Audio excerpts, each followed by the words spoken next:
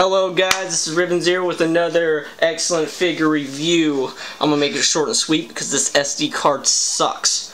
I'm starting off with Motoko Kusanagi by Vice, and if you don't know who Motoko Kusanagi is or what Ghost in the Shell is, then here you go. Oh, I got all the movies and I got the show and I got, oh my god, oh Motoko, you're so cool, you got guns and you're like a cyborg,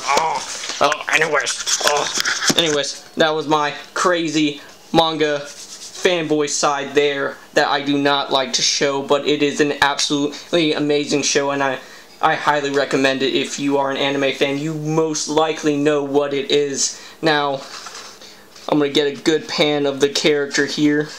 It came out in 2007, and it stands at a little over 8 inches. Oops.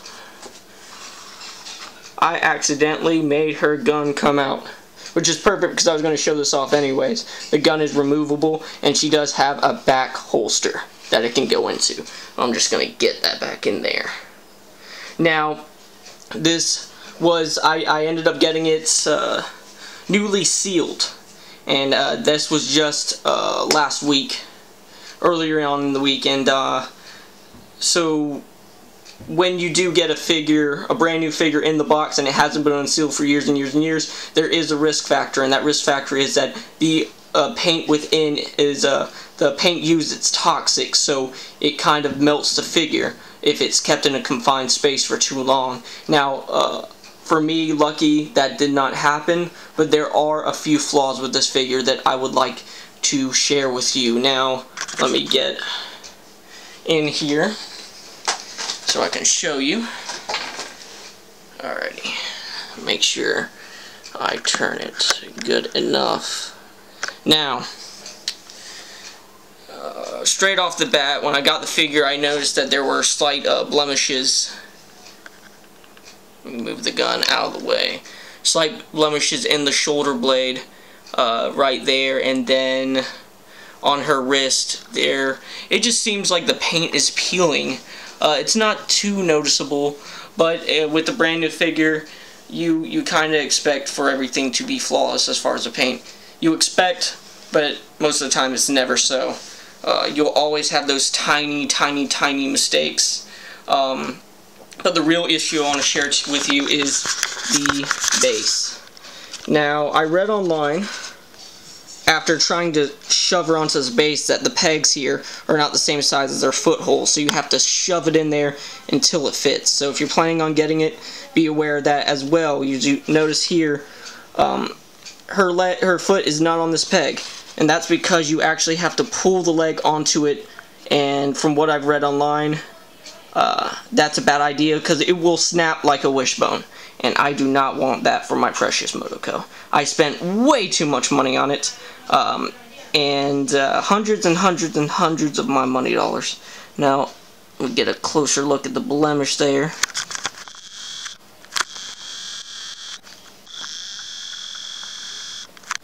This camera, I spent way too much on this camera too, for it to be acting like this. There we go.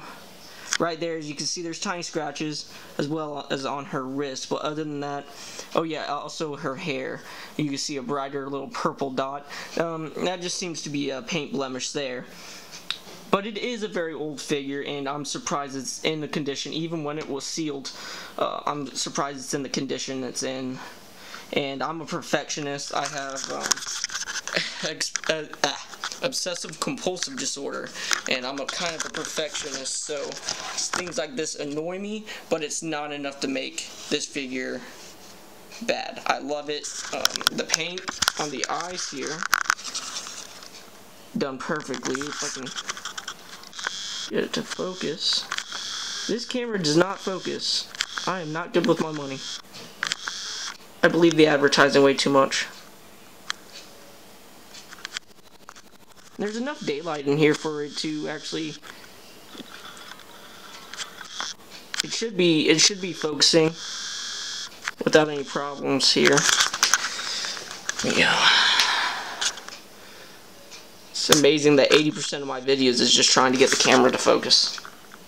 Slowly. Oh, okay, as you can see, that's as close as I can get, but the face, everything about the figure, this is probably the best represented Motoko figure out there.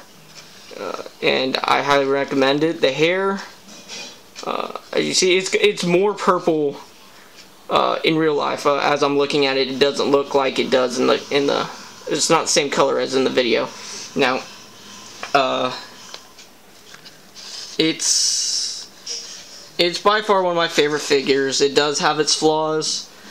I bought mine for way too much, especially with the age of the figure. Age is always a factor when you buy figures, and I spent way too much, hundreds and hundreds and hundreds of dollars.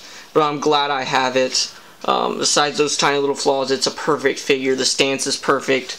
The fact that the gun can come out, it does come out quite a bit, but it's not just going to straight fall out. It has to be knocked out, so that's good. You can put it in the back holster, but the figure doesn't really make sense unless she's holding it. Now, I am getting a Motoko Kusanagi in soon, as I was going to do that unboxing video today, and I was going to display them side by side. Motoko Kusanagi is one of the side characters or protagonists in Neon Genesis Evangelion. And oh my god, it's Neon Genesis Evangelion. Oh my god, I'm nerding out so much. Got all the Neon Genesis Evangelions. Oh wait, I know me. Oh, sorry.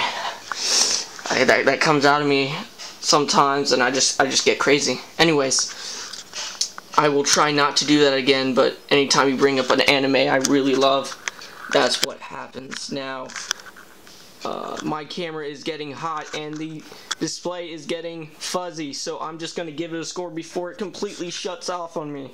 I give this Motoko a 8 out of 10 due to the stand and not by far its biggest flaw is its age and the stand. You can't really help the age, but they could have done something about the stand and its ability to go on there properly. Now, I've got to go. I think I'm going to have a heart attack with all this crazy anime stuff going on. Oh my god, anime, oh my god!